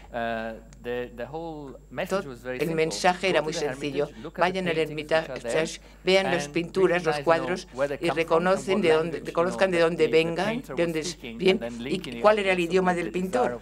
Y únanlo con el deseo de los rusos para saber conocer lenguajes españoles o idiomas europeos, español, italiano, francés, etcétera. Una vez más, pueden ser un vehículo para mantener los canales de comunicación en un momento en que las relaciones diplomáticas a veces son bastante inciertas o estresadas. Creo que Rusia, desde luego, es una de nuestras prioridades. Sí, yo quería insistir un poco en lo que estás diciendo. Yo creo que lo que tenemos ahora es una situación donde tenemos una cierta tensión ahí en el mundo con el presidente Putin. Pero nosotros podemos estar o llevarnos mal con el presidente Putin. Nunca nos debemos llevar mal con Rusia. Rusia es nuestro vecino, es un país importantísimo para nosotros y nosotros somos importantísimos para Rusia. Rusia tiene dos fronteras, una con Europa, la otra con China. Pero fíjese usted la diferencia de una y de otra. Si usted se pone a andar desde China y va usted a la frontera, va usted pasando, hace los kilómetros que quiera andando, en bicicleta, lo que sea, pasa usted, ve usted gente, ahí hay vida. Supóngase que hace usted el viaje al revés y que empieza en Rusia y va a la frontera con China. Va usted por el vacío más absoluto. Es decir, la frontera de China con Rusia, la parte rusa está en la frontera y la frontera de Rusia con China, la parte rusa está vacía. Es decir, que desde cualquier punto de vista que se mire, sus relaciones con la frontera occidental, con la frontera europea, es fundamental y es fundamental también para su modernización.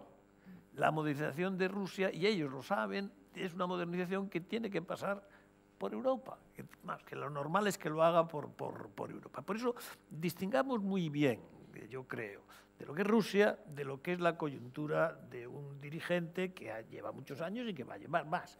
Vamos a tener a Putin hasta el año 22, por lo menos, hasta el año 22, que es, bueno, es bastante tiempo, ¿no? Pero creo que se puede. Y ahí la cultura, yo creo que, como decías, es fundamental. La gente lee a los clásicos rusos y lloran. Los españoles, los franceses, los italianos, todos nos reconocemos ahí. Vas a Moscú o vas a otra ciudad de Rusia. Bueno, el Cervantes, yo creo que hay más estatuas de Don Quijote en Rusia que en España. Ese es el tipo de relación con la que te encuentras fundamental. Y eso yo creo que sí que hay que mantener. Y yo, si el Cervantes puede hacer más, hágalo. Porque yo creo que Rusia es una gran cultura y es una cultura que no nos podemos permitir el lujo de perderla. Es que también la cuestión es esa, ¿no? Las relaciones políticas se establecen a nivel Estado en función del gobernante que toca cada vez. En cambio, las relaciones culturales se llevan a cabo en el ámbito de la sociedad civil. Por eso yo creo que uno de los éxitos de Europa también ha sido el programa Erasmus, que por eso ha conseguido que muchas generaciones se conozcan y conozcan Europa a través de ese programa. Importante también el Erasmus Mundus, si se lleva a cabo. Pero bueno, quería recuperar alguna pregunta más del público, que comentan que, claro, si hay una estrategia de la cultura en las relaciones exteriores, una política comunitaria exterior con cultura, ¿significará esto una exigencia de armonización en los presupuestos y en el gasto público, en las políticas públicas culturales de los Estados miembros? ¿Puedo? ¿Quién? No, para nada, antes al contrario, y el tema nos lleva a una cuestión clave, no podemos salir de aquí sin evocarla, y es que así como en muchos países la política del Ministerio de Cultura es una o dos, o varias, a veces es más compacta o menos, y la política de relaciones exteriores en cultura, normalmente en manos del Ministerio de Asuntos Exteriores, es otras tantas, el riesgo en estos momentos a escala de la Unión es que estas políticas no compacten. En el año 2007, yo creo que Europa dio un paso adelante importante al crear la Agenda Europea de la Cultura. Era ir un poco más allá en pos de unas políticas intra comunes, compartidas. Parece que estamos a las puertas de una nueva agenda europea de la cultura y que antes de que acabe este año, esa agenda del 2007 que ha servido para poner en marcha algunas iniciativas interesantes, se actualice, se perfeccione. Hasta donde yo sé, eso no va paralelo al proceso que la alta representante de la Unión Europea empezó el año 2016 anunciando esa centralidad de la cultura en las políticas exteriores, que sin duda fue una buena noticia y que al menos nosotros Interarts, en nuestra newsletter, eso se anunció en el Foro Europeo de la Cultura en Bruselas en el mes de mayo, si yo no recuerdo mal, y en el editorial del mes de julio está publicado. Ya aplaudíamos ese paso hacia adelante y poníamos el dedo en la llaga de que a escala europea esa bicefalia o esa doble dirección de las políticas culturales es algo a evitar. Ya que estamos, quisiera volver un minutito a la cuestión de... Sí, espera un momentín, Eduard, porque va a comentar algo Alfonso en relación a esto y vuelves a lo que querías. No, medio minuto. Yo creo que ese riesgo de armonización no existe primero por la propia materia prima con la que se trabaja en el sector cultural. La diversidad cultural de Europa es algo absolutamente exuberante y tal, ¿no? Pero por otro lado yo creo que precisamente para evitar ese riesgo y las reacciones que podrían producirse si se produjera esa armonización y tal, la Comisión y el Servicio Europeo de Acción Exterior han preferido, en vez de lanzar desde el principio una política de tipo comunitario en el ámbito cultural, apoyarse en una red, que no deja de ser una red privada, que tiene también sus problemas y sus contraindicaciones, no es ahora el momento de entrar en ello y tal, pero una red privada y muy variada, muy heterogénea, como es EUNIC, entre otros instrumentos. Salir en defensa de la alta representante Mogherini. Lo que no podemos extrapolar de la frase que aparece en la estrategia de seguridad, la cultura formará parte no le corresponde a ella dirigir los institutos Cervantes de cada país. No porque digas en tu estrategia de seguridad que es un importante instrumento en la cultura, no te conviertes tú en el que tienes que hacer la cultura, ¿no? Dirigir la cultura. Bastante tiene. No le hagamos responsable de que funcionen los institutos. Sería un poco injusto con ella. Yo en esto quiero lanzar un cariño hacia ella porque nos equivocaríamos de medio a medio. Vamos. Son otros los que tienen que hacer eso. Sí, pero, señor Solana, usted perdone y también con todo el cariño, admiración y respeto. Yo creo que ahí hay mucha dejación por parte de muchos de esos. O sea, hay, por una parte, un reconocimiento a la labor bien hecha desde la Dirección General de ustedes, desde las instancias que han estado manejando los instrumentos claves de estas iniciativas hacia el exterior. Yo creo que se está trabajando bien o muy bien, y yo creo que hay una cierta omisión. Es decir, lamentablemente la Dirección General de Educación y Cultura no parece que hoy por hoy sea la que está al frente o la más interesada a escala de la Comisión, de la Unión, digo, no de los países, en tripular esta iniciativa. Y estoy de acuerdo en que sería muy bueno que así fuera. Gracias por darme la razón. Silvio. No, I think maybe esto explica por qué se ha tardado tanto en llevar a cabo las previsiones del Tratado de Lisboa, que decían que el Reino Unido podría promocionar la colaboración con terceros países en área cultural, porque hay un miedo de que se va a comprometer la identidad nacional, y un sentimiento de que una organización sobrenacional interfiera con la identidad nacional, lo cual puede ser una reacción negativa a veces, pero como ha dicho Alfonso, realmente no es el caso, no es nuestra intención. Y creo que he intentado explicar, luego cuando estaba hablando de la riqueza y diversidad de las culturas europeas, que se ve como un activo y no algo con lo que tengamos contra, lo que tengamos que combatir. Si hablamos de Erasmus o Erasmus Plus,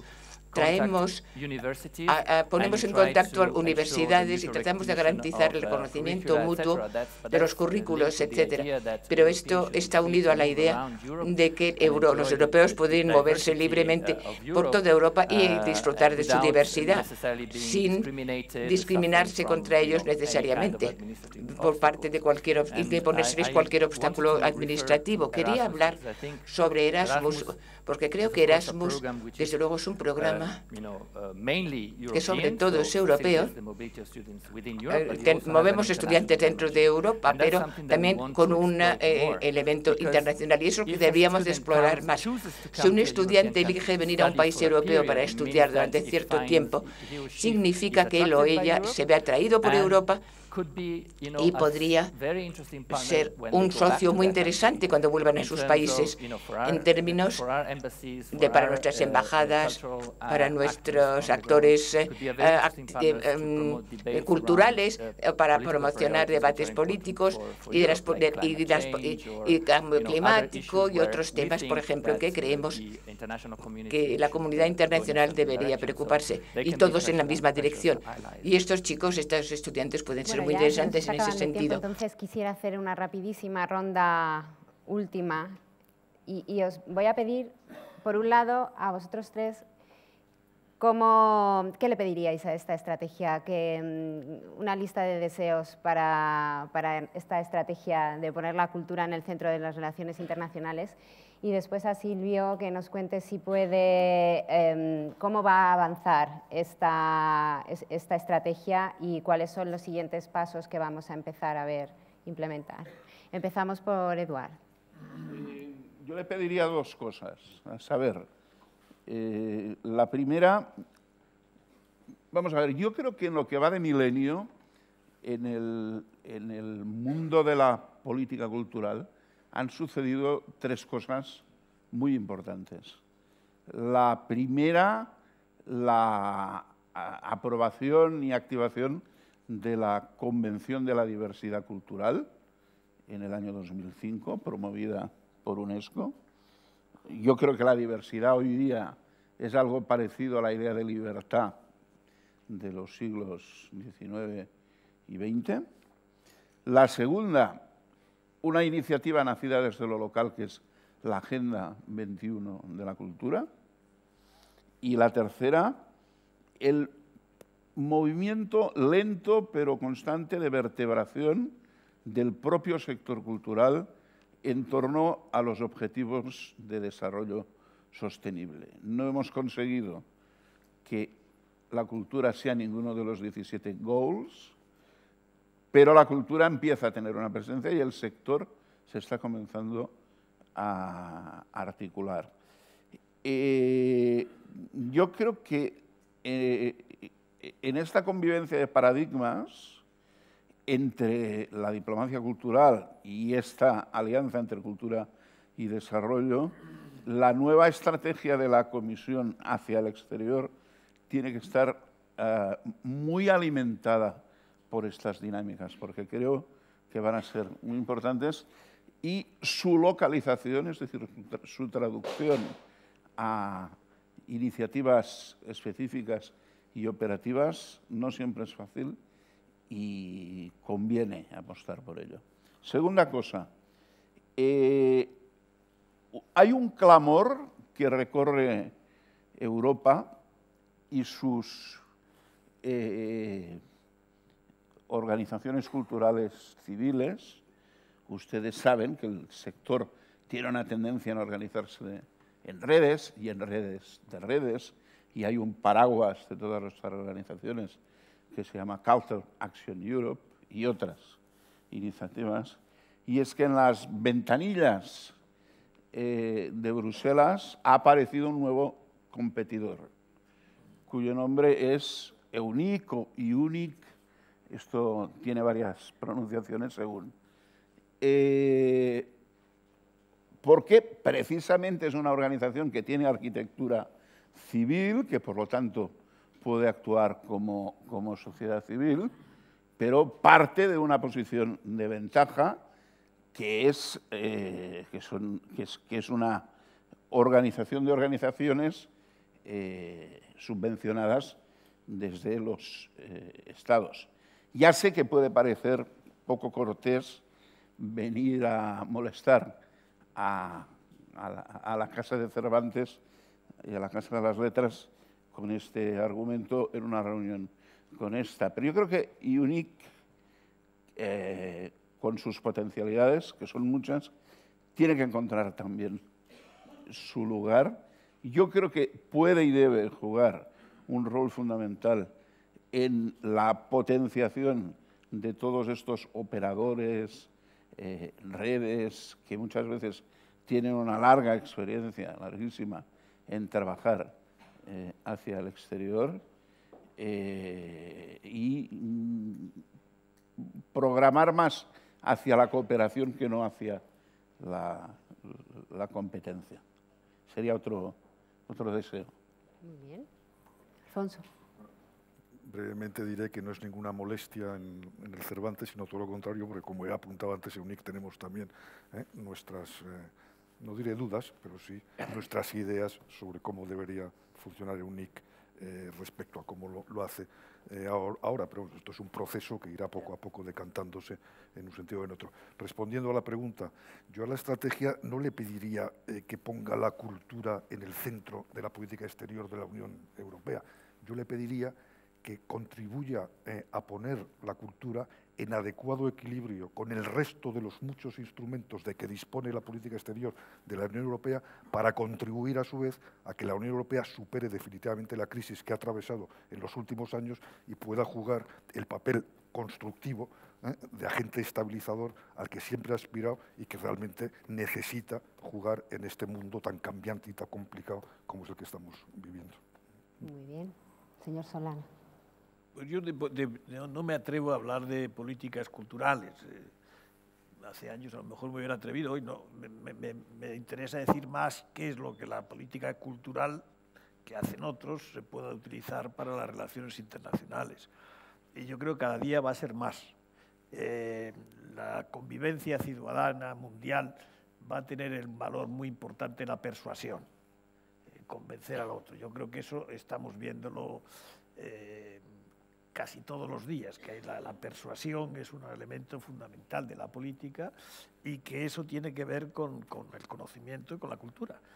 Yo no sé cómo se hace mejor, si haciendo que los institutos de todos los países vayan juntos, eso no me lo he planteado, pero vamos, no me atrevo a decir nada sobre eso, pero que si la cultura debe estar en la acción de política de la Unión Europea, es fundamental, es fundamental. Y algunos de nuestros valores. Yo, por provocar un poco, y hablo de un tema muy, muy difícil, es el tema de los valores. Vamos a ver, nosotros tenemos unos valores, los conocemos bien, a veces con matices podemos diferenciarlos, pero en general tenemos unos valores, los europeos, muy parecidos y muy básicos, ¿no? Si salimos de nuestras fronteras, esos valores no son exactamente iguales en todos los demás países.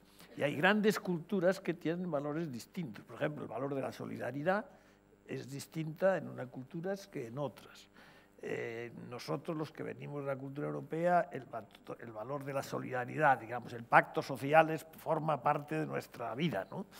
En otros sitios, pues, el pacto social no forma parte de la cultura, sino al contrario, la jerarquía es el mayor, que es el que...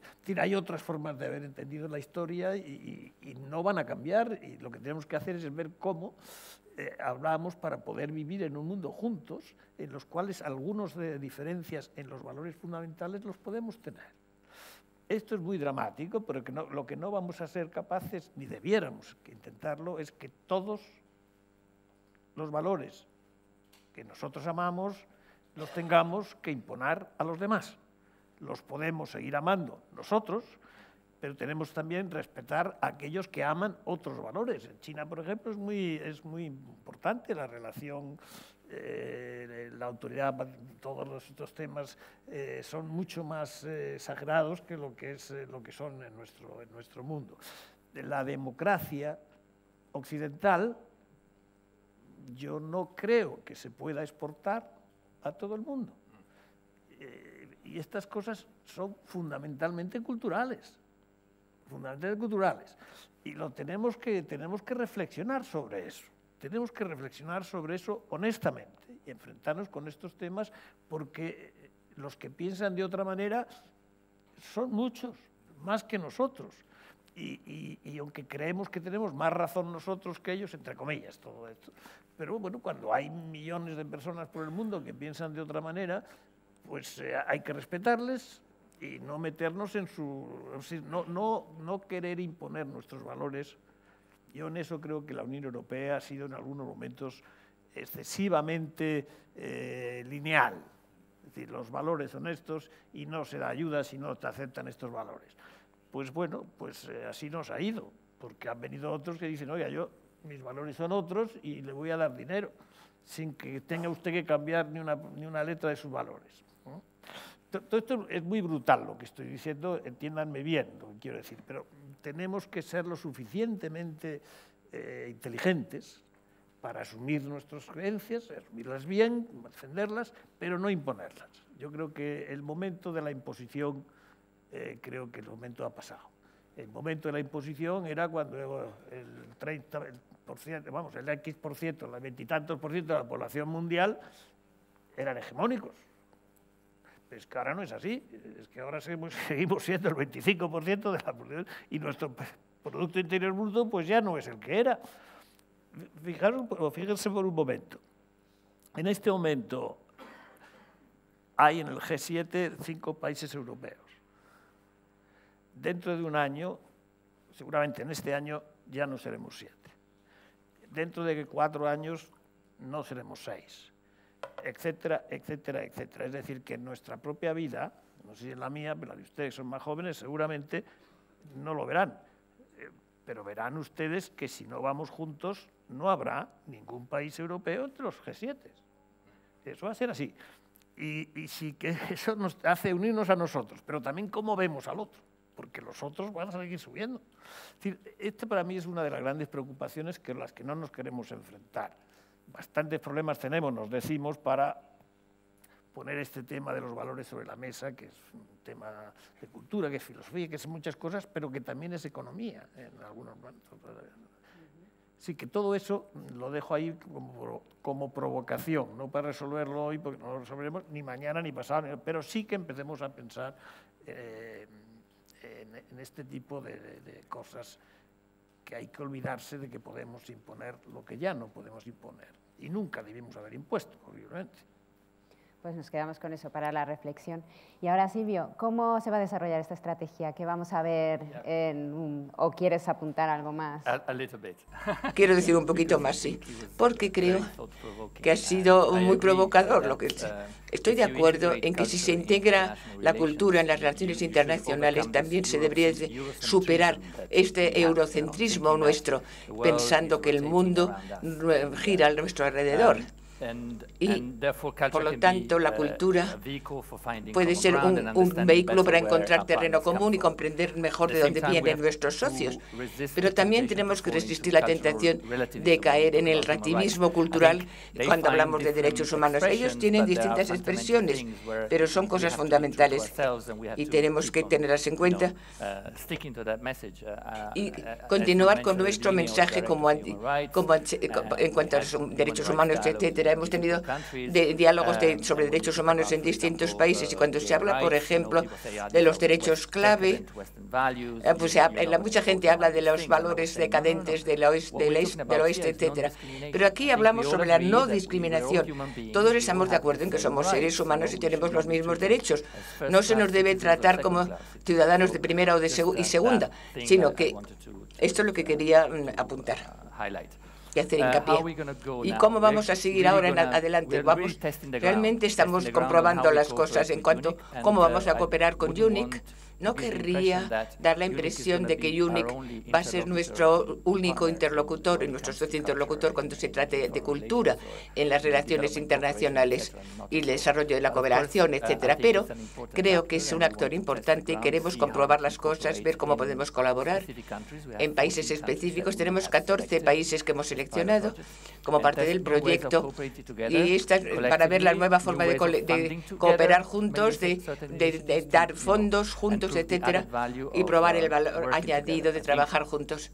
Creo que si tuviese que expresar un deseo, ese sería que todos los Estados miembros, todos los actores culturales vean el valor añadido, no solo de trabajar y mostrar su identidad nacional, sino también ver que su identidad nacional sea más fuerte si se ve dentro del contexto de la Unión Europea, porque creo que eso es un componente muy importante hoy, por lo menos yo lo considero así, como un componente muy importante de mi propia identidad. Yo soy de Verona, soy italiano, pero también soy europeo. Y cuando salgo de Europa, realmente me siento muy europeo. Bien, pues muchas gracias a todos. Creo que ha sido un debate muy interesante. Hemos tocado temas importantes, aunque no hemos podido resolver muchos, pero sí planteamos cuestiones para la reflexión. Espero que todos los que están aquí se dedican a la cooperación cultural o a las políticas culturales se lleven material para trabajar desde sus despachos y muchas gracias a los participantes del debate, al público, al Cervantes otra vez y les esperamos a la próxima.